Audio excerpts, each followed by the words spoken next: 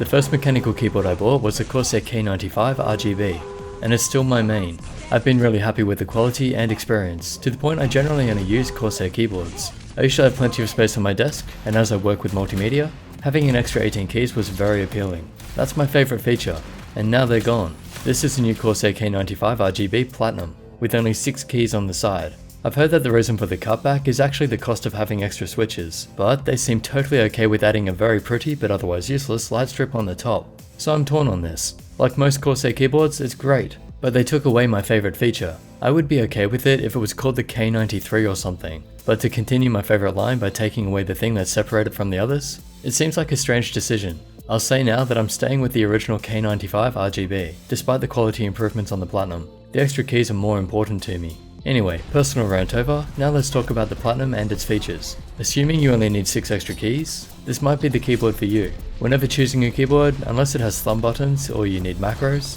you could use any for gaming, so the decision becomes more about the typing experience, overall design, quality, and the features. Let's go through the features first. The 6 extra keys can be customized in software. They're slightly textured, as is the spacebar. I don't actually like the grey tops though. With RGB everywhere, they should be black. Let the lights define it. Raised dedicated media keys, which feel the same as the old ones, just taller. They feel good, as does the volume wheel, which is usual high quality metal. It has a palm rest which detaches, and the rubber piece can be reversed for either a smooth or textured surface. It has rubber feet to prevent it from sliding, which are also on the base of the keyboard, and there are the usual stands to raise it. It's well built with Corsair's usual aircraft grade aluminium frame. The RGB is fairly bright, smooth and accurate, and the lights don't flicker on camera, even at a shutter speed of 30, unlike the old Corsair K95. It has a USB 3 port on the back, and the cable is thick and braided and about 2.2 meters long. The dimensions are about 46.5 centimeters long, 23 wide with the palm rest, and 17 without it.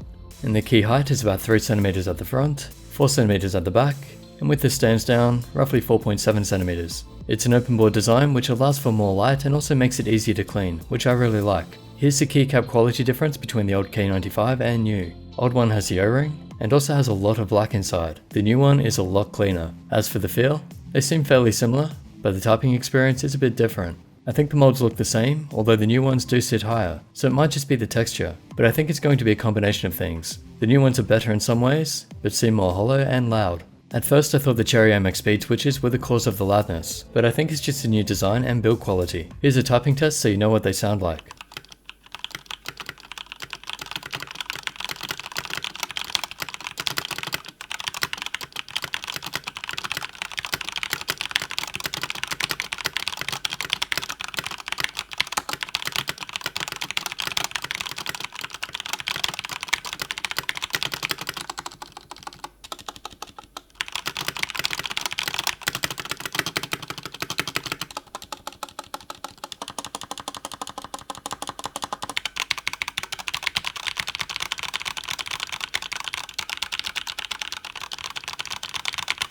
There's a slight ping when typing, which is becoming common these days, but my old K95 is quiet. It has a low sound rather than the new high ping. No one likes a high ping, so I hope they fix it on the next. Spacebar seems quite stable, as does Shift, Enter and Backspace. O-rings don't seem to do anything anymore, unless you put 2 on each cab, but then it becomes too padded, so maybe I just need thicker O-rings. They're fairly smooth being pressed in, but slightly scratchy.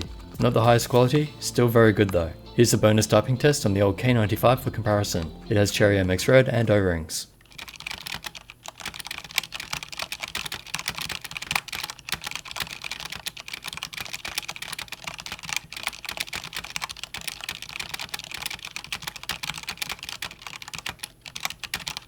Same volume settings, quieter but a bit of a rattle, so I guess the quality has improved in some ways, got worse in others. And here's a sound test for the media keys.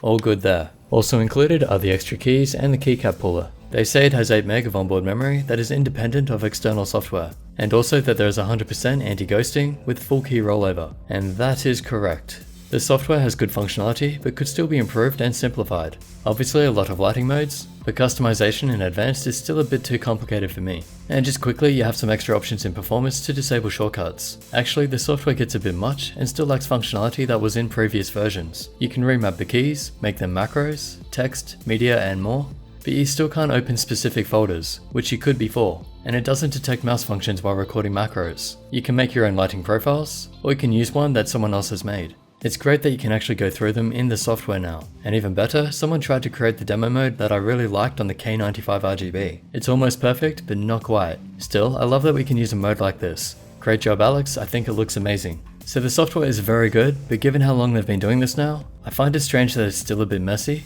and they haven't re-added opening specific folders. Now here are some highlights while I give my conclusion. So if I didn't need the extra 18 keys and just wanted 6, this is the board I would probably buy. I have 2 computers, so I'm using my old K95 on one, and I'll use this one on my streaming PC, unless I'm reviewing another board, or if I find one better someday. While it's not perfect and there are definitely some things I would change or that could be improved, it's still the one that best suits my needs and wants from a keyboard. Obviously, it's not for everyone, and the price with the extra keys is a bit steep. I justified buying my old K95 by saying it would last me a long time, and the extra keys saved me a lot of time with my workflow. But it is a lot of money for a keyboard. I can't imagine people being too unhappy with the purchase either way. Corsair makes some of the best boards around, in my opinion anyway, and I love seeing this on my desk. The RGB strip up top really does look good, and even though I would have preferred the extra keys, it's one of those products I just feel good about owning. Comfortable, functional, beautiful. I love these boards, which is why I'm so disappointed by some of their decisions. If I didn't care, it wouldn't bother me at all. So here's to hoping they make a quieter keyboard again, with the full extra 18 keys and black keycaps. Until then, I would buy this one as my main.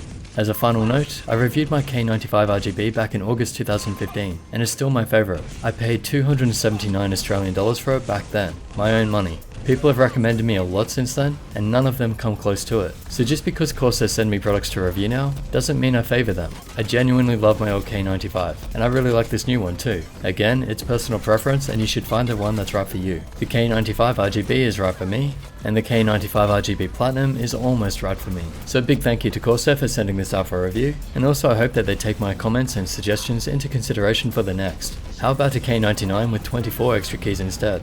If you'd like to help support the channel, you can find my Patreon link in the description as well as the places you can buy the K95. I'm going to leave links to the old K95 too because it's still a great purchase, even at about the same cost at the time of this review. So thanks for watching, subscribe, share and like this video, and I'll catch you in the next. Impressive.